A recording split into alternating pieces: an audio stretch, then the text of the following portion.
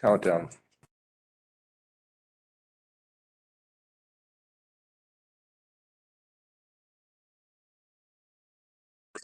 All right, I will call to order our listening session tonight on Monday. What is it? Monday, January 9th. Sally, I think you're the only person to call ahead of time, so Thank you. short listening session also. Okay, at the last listening session, I again mentioned previously speaking about my concern with the inaccurate description of the rope that was tied into an overhand loop knot and being reported as a crude noose that implies guilt.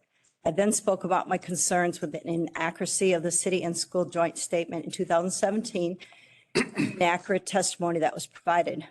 I asked the council to address the concern of the city reports that assume guilt and not affording the right of innocent until proven guilty. After I spoke, the mayor commented about how they feel. Last listening session, I asked the mayor to explain how they feel justifies inaccurate reporting and specifically inaccurate reporting that assumes guilt. Unfortunately, time ran out, so I am again asking tonight for the mayor to explain how they feel justifies inaccurate reporting and specifically inaccurate reporting that assumes guilt. Sally, this is pretty straightforward, and I think you know it and understand it. If I call you a name and everybody else here is fine with it, but you feel bad, was it correct that I called you a name in your view? If I insulted you, but everybody else was cool with what I said, but you felt insulted, is it correct for you to say, I feel insulted? Yeah. Yeah. So if a firefighter felt threatened by something in their locker, if a firefighter felt it was an inappropriate thing or they felt threatened, that firefighter was correct. That wasn't an inaccurate statement. That was an accurate statement on behalf of that firefighter. If people were uncomfortable if they're uncomfortable for whatever reason, people own their own feelings and you don't get to decide what they are. Nobody gets to decide to say, well, it's not that big a deal. It might not be that big a deal to you, but to that person, it's a big deal. They can own their own feelings, and that's what we're reacting to. And at no time, again, I've repeated it several times, I do not object to the investigation at all. There is no objection to the investigation. The objection is to the reporting. I'll give you an example. I walk by a table and I see there's a rope on the floor, and natural habit for me would be to pick that up and tie it into an overhand loop knot and set it on the table. A rope, I would condense it, picking up toys. It's just a natural habit, and I'd set it on the table and I walk away. And then a person on that table reports that as a crude noose. So he can feel this way, or the person can feel that way. I have no objection to the person feeling that way. I have an objection to the report, it going in the paper and it reporting it as a crude noose, because now my livelihood is affected. I don't understand how that may be the case, but let me ask you this. What if the firefighter described it as a crude noose?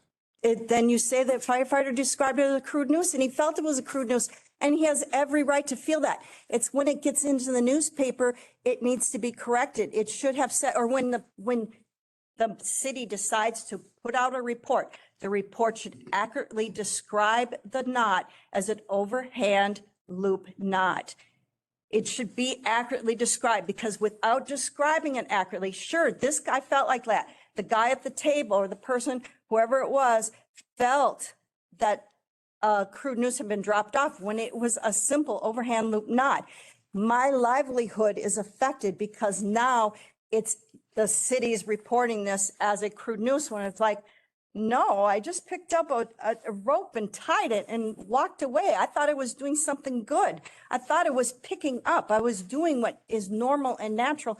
And now the city's describing it as something like racist, and it had nothing to do with that. It had to do with finding a rope on the ground, tying it and putting it on the table.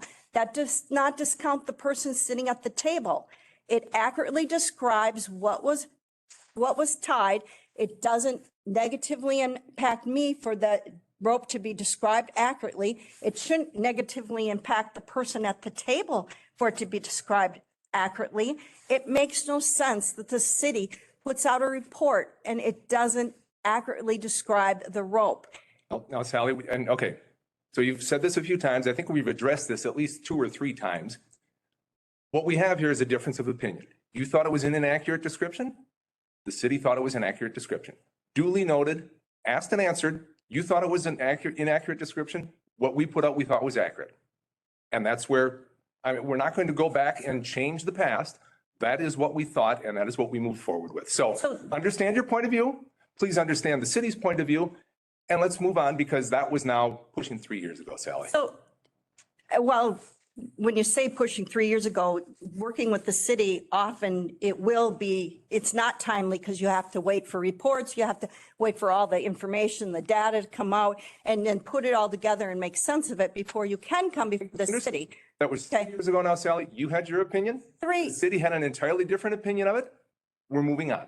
And so, again, just to clarify, the scenario I put up, if I'm tying this rope that I've always tied into overhand loop knot, it's a common knot, and I sit on the table and I walk away and the city reports me now as have tied a crude noose, it affects my livelihood. It affects anyone that I go out to. And that didn't happen, Sally. No one was accused of anything. Okay. We were responding to what a firefighter in our charge reported. Okay. That's what we were responding to, Sally. So it's appropriate with the firefighter instance, but in my instance that I'm talking about, it would be inappropriate. In your instance, that's a hypothetical, Sally. Hypothetical, would it be appropriate or inappropriate? How would you, if you described it, no, that wasn't a crude news, then no, I don't think it would be an issue at all. The person at the table One of described, our employees came forward and said they believed there was a crude noose in their locker, and that is what we reacted to, Sally.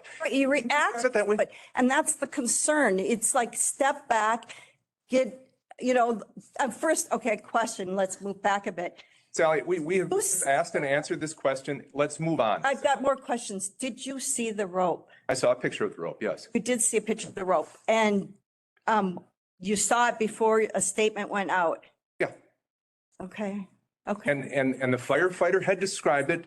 They felt it was a noose in their locker. I have no problem with how the firefighter described it. I wasn't problem going to correct the firefighter and say, nope, you're wrong in your feeling. That isn't a crude noose. That's an overhand knot. I wasn't going to say that because this is an employee and we were required to investigate. And he can identify that way.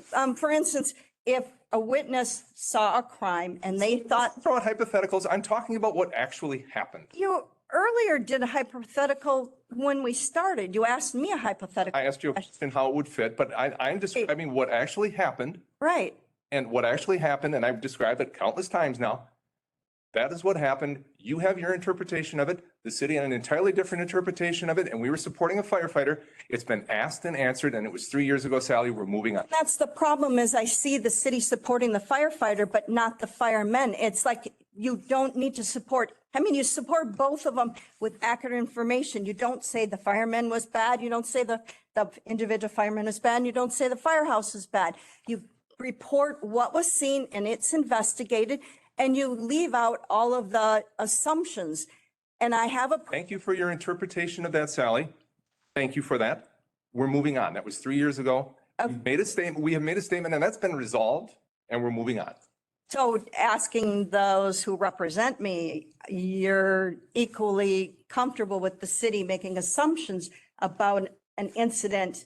I mean, again, support the firemen. There's no objection to that. There's no. I will ask the two people that represent you on this table. I will ask Patrick and I will ask Jenna. They represent you directly. Right. They certainly do. Right. They represent you directly as an at-large council member and as your district council member.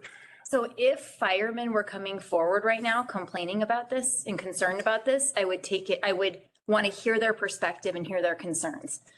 You are not a firefighter, so you have not been accused of anything, and the residents of Bloomington have not been accused of anything. So I don't understand, I just don't understand what you want. I mean, I disagree with your opinion, and so we can just leave it at that. All right. All right. And Patrick? I would say it sounds like you have a lot of conviction about this theory that it was somebody trying to condense a rope. And I'd encourage you, if you have heard from anybody that did that and may feel under fire since, if you have direct evidence that that was the case, I would really encourage you to bring that specifically forward, because otherwise this seems like as much of an assumption as what you're accusing the city of. So, but I'm considering this case well closed at this point. Let me Oh. log in too. She's a representative of the city council. Well, yeah, I mean, the stuff today was interesting because the scenarios that were put out, one was, the implication was that you were impacted directly and your livelihood was impacted, but nobody in the firefighter's case was specifically charged with the maliciousness. So that seems incongruous. Secondarily, if you're putting it on a table in public view versus opening somebody's personal locker and putting it inside the locker, that's yet another piece. So the relationships are incongruous. So I'll go back to the beginning. From what I know, and I was only a private citizen when this happened, so I can't speak to the council's information.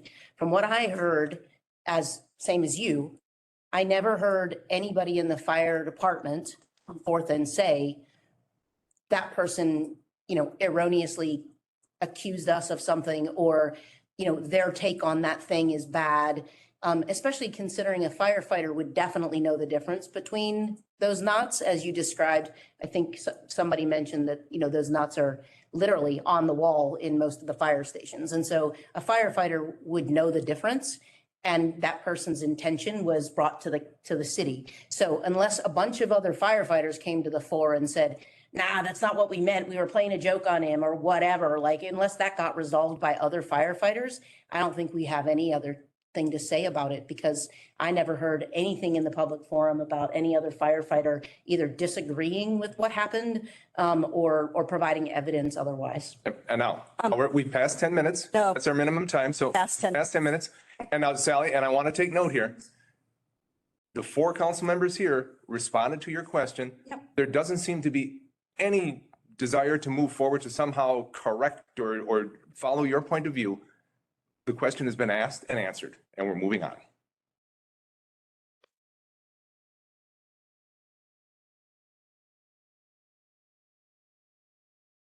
Would you like a turn? I'm just staring like a deer right now. Not sure I want to go there. No, I was You're just here to talk to somebody. Okay, sounds good. general. All right. Council, don't see anybody else looking to speak to us at our listening session. I look for a motion to approve, to adjourn. Wait, did you want to speak tonight? No, I was gonna. He was waiting for Dwayne. Oh, got it. Okay, sorry. Yeah. Sorry to. Second. Motion and a second to adjourn. All those in favor signify by saying aye. Aye. Opposed, motion carries 4-0. We are adjourned. We'll see you downstairs.